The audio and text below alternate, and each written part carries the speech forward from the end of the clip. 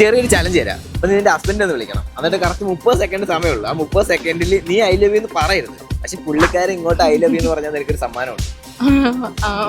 പറയൂ, നിനക്ക് കഴിവുണ്ടോ ഇല്ലയോ? പറയൂ, കഴിവുണ്ടോ?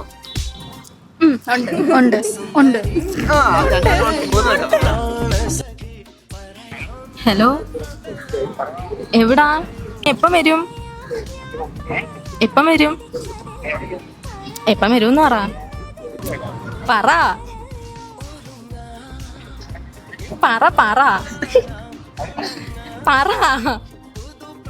എപ്പോഴും പറയുന്നത് പറ.